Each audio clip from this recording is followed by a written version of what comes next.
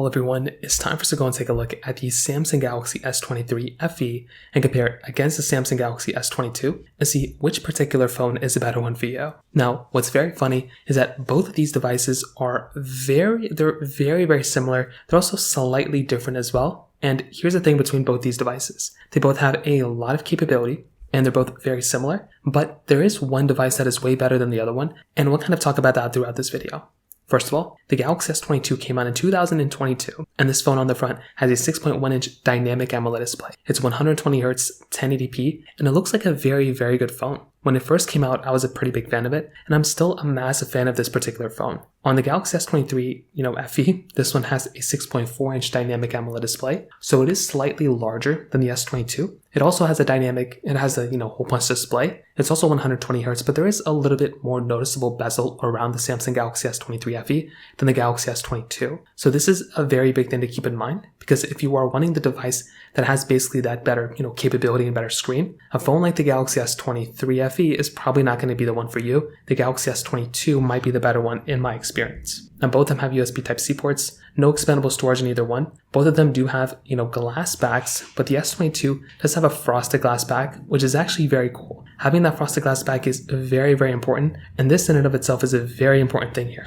On the other side, on the Samsung Galaxy S23 FE, standard glass back, which is still very good. And personally for me, like I said before, I think it's very nice to have this type of capability here as well. On the camera side of things, you are getting a triple camera setup on both these devices, wide ultra-wide telephoto lenses, but you are definitely getting, in my experience once again, that better camera setup on the Galaxy S22.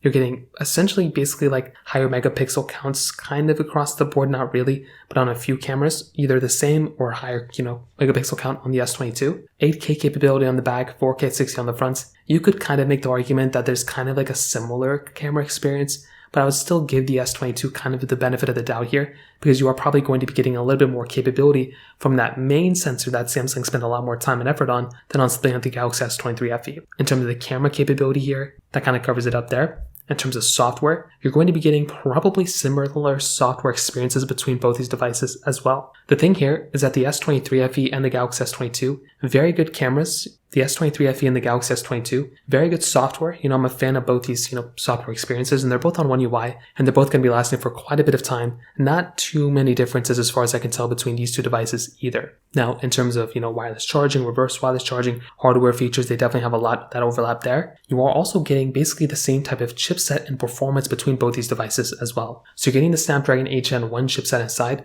with 8GB of RAM inside of both these devices. So that in and of itself is a very cool thing that you're getting. You are essentially getting the same type of capability between both these devices from a performance standpoint, from a camera standpoint and even from like a software longevity standpoint. So what's the difference?